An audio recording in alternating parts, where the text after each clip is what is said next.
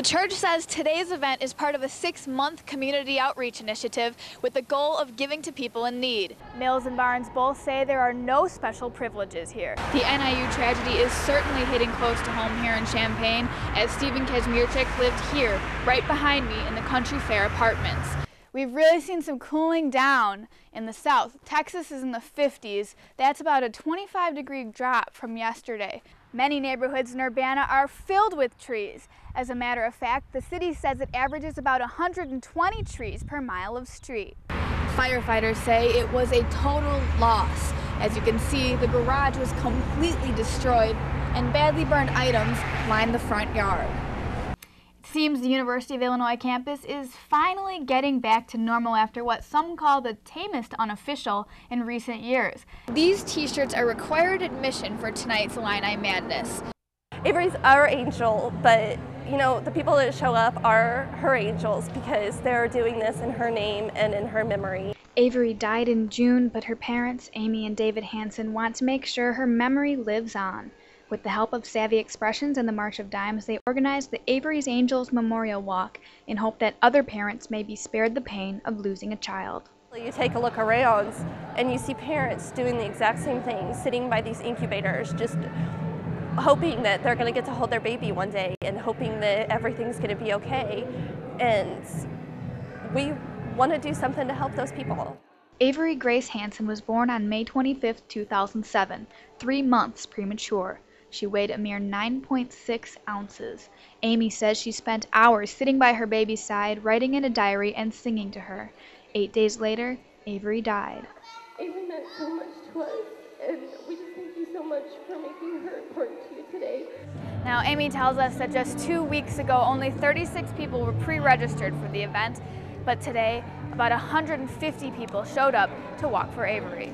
Those people spent over an hour walking around the inside of Urbana's Lincoln Square Mall. The Hansens asked participants to donate $25 and to seek donations from family and friends. Local organizations donated to the walk's silent auction, and all the proceeds went to the March of Dimes. All that walking paid off. The Hansens raised over $7,000. Oh, that's huge to me. I think this is really a very nice surprise and a great turnout. Amy and David asked that anyone who had lost a baby write its name on a white balloon. After the walk, the Hansens visited Avery's grave, and their daughter Cameron released the balloons into the sky. In Champaign, I'm Kristin Majorano, UI7 News. When Rachel Piggott brought her homework to Carl Park yesterday, she didn't know the lieutenant governor would be holding a news conference nearby. She didn't know Urbana has been a part of the Tree City USA program for over 30 years. She didn't know what the Tree City program was. What she did know was it was a beautiful day to be outside. I would much rather be out in the open under the sun than cramped into a little room with artificial light any day of the week. In honor of Earth Day, Illinois Lieutenant Governor Pat Quinn wants people like Piggott to realize that Urbana's beauty is no accident. At a news conference yesterday afternoon, he recognized the city for its commitment to the Tree City USA program.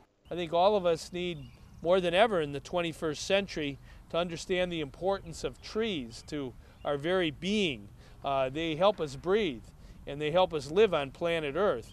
33 years ago, Urbana was the first city in Illinois to be named a Tree City. To qualify for the program, Urbana must meet certain standards every year. The city had to pass an ordinance outlining tree standards, create a tree board to take care of the trees, and maintain a certain budget for forestry. Many neighborhoods in Urbana are filled with trees. As a matter of fact, the city says it averages about 120 trees per mile of street. While Urbana citizens may not know about the Tree City USA program, they still seem to recognize the city's efforts. I live in Urbana, and I chose to live in Urbana because it's just a much more natural environment. One of the ways Urbana stays green is with its Share the Cost tree planting program. Property owners who want to plant trees can get half of the cost covered by the city. In Urbana, Kristin Majorano, UI7 News. It's Clover's first visit to the Urbana Dog Park, but she's already made some friends, and her owners say they plan to get a membership so Clover can get to know more of the local dogs. Yeah, I think almost the more dogs the better, although she kind of gets crazy around them. Nathan Wessling and his wife Aya live in a nearby townhouse. We have a pretty tiny little backyard. She doesn't get to do any running within like the house, just running up and down the stairs. So the Urbana Dog Park is the perfect place for Clover to run, play, and get muddy. You're pretty dirty. You're pretty dirty. For Clover, the mud is her last concern. She says she just wants to have fun. So how do you like the dog park?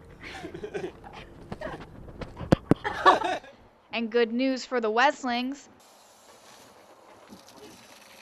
The dog park even has a hose specifically for washing off muddy dogs.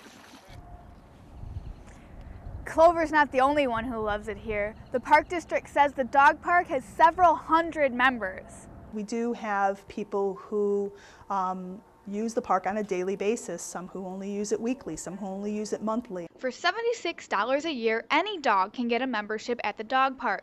That price is cut in half for dogs that live in Urbana.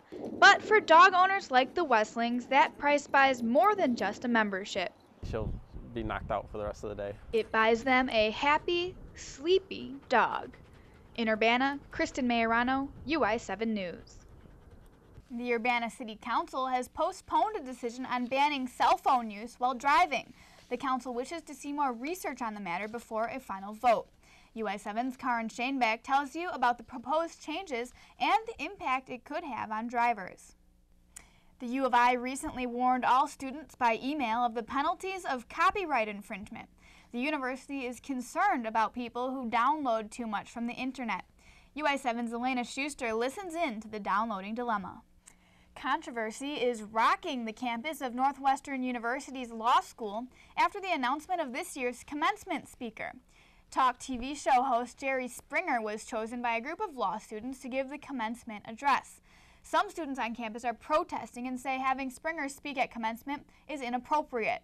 Here at the University of Illinois, graduation is less than 2 weeks away. Chancellor Richard Herman is in charge of selecting the university's commencement speaker. Herman accepts input from students and faculty, but only he makes the final decision. This year, U of I alumnus Manny Jackson will give the address at the school-wide commencement ceremony on May 11th. Jackson is the president of the University of South Carolina and owns the Harlem Globetrotters. For your Illini Roundup, Illini freshman golfer Scott Langley holds the lead at the Argonaut Invitational in Florida after 36 of 54 holes. Now, only 3 other golfers in Illinois history have shot better than Langley's 65, which he got yesterday.